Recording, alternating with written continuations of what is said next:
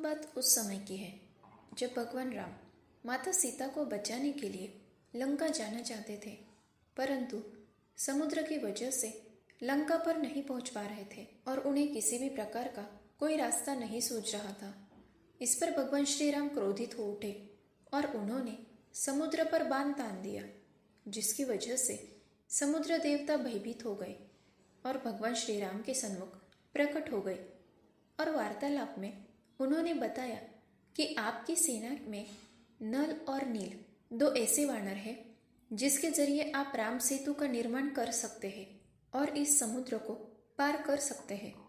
इसके पश्चात वानर सेना और हनुमान जी ने यह तय किया कि हम सागर के ऊपर एक सेतु का निर्माण करेंगे और उसी पर चलकर लंका पहुंच जाएंगे।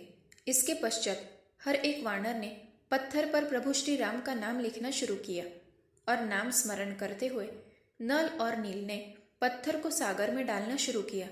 जैसे ही प्रभु का नाम लिखकर पत्थर डालने लगे तो पत्थर भी पानी में तैरने लगे और कुछ ही दिनों में राम सेतु बनकर तैयार हो गया। जिस समय राम सेतु बनाने में सभी वानर व्यस्त थे, उसी समय एक छोटी सी गिलहरी ने उन सभी को पुल बनाते हुए देखा था।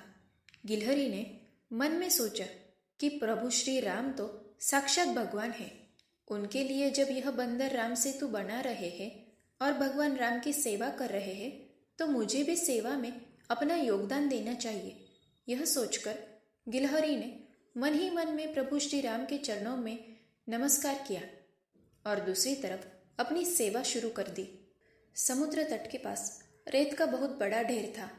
जिस प्रकार की गिलहरी की क्षमता थी, उसका वह पूरा उपयोग कर रही थी और उपयोग करके श्री राम के कार्य में लग गई। ऐसा देखकर वानरों को बहुत ही ज्यादा आश्चर्य हुआ। एक वानर ने गिलहरी से कहा, अरे तुम बहुत ही छोटी हो और एक एक कण रेत लाकर समुद्र में डाल रही हो, क्या तुम्हारे ऐसा करने से पुल का निर्माण हो जाएगा? तब गिलहरी ने जवाब दिया कि भैया, मैं भले ही बड़े पत्थर नहीं उठा सकती हूँ, आप लोगों जैसी सेवा तो नहीं कर सकती हूँ, परंतु इतनी श्री राम ने मुझे क्षमता दी है, उतनी सेवा तो कर ही सकती हूँ। भले ही यह सेवा छोटी है, परंतु श्री राम की सेवा तो हो ही रही है, इसीलिए आप मुझे यह सेवा करने दीजिए। ऐसा कहने के पश्चात गिलहरी दोबारा से रेत लेकर सागर में डालने की सेवा करने लगी। यह सेवा करते हुए गिलहरी बहुत ही ज्यादा थक गई, परंतु अपनी थकान की उसने परवाह नहीं की और बिना रुके सेवा करती ही रही। वह मन ही मन कह रही थी, आपको क्या पता, जब तक मेरे शरीर में प्राण है तब तक मैं प्रभु श्री राम की सेवा करती रहूंगी। इसके पश्चात जब वह दोबारा रेत लेकर समुद्र की ओर जाने लगी, तब किसी ने बहुत ही प्रेम से उसकी तरफ देखा। जी हाँ, वह श्री राम प्रभु ही थे। जैसे ही श्री राम ने गिलहरी को देखा, उन्होंने गिलहरी को अपने हाथों में उठा लिया।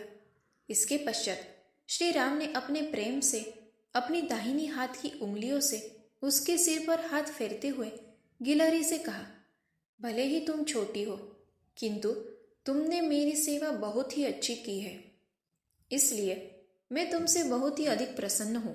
इतना सुनते ही गिलहरी भाव विभोर हो उठी। उस समय गिलहरी की पीठ पर भगवान की उंगलियों के निशान प्रकट हो गए थे, जिसकी वजह से आज तक गिलहरी की पीठ पर धारियों के निशान दिखाई देते हैं।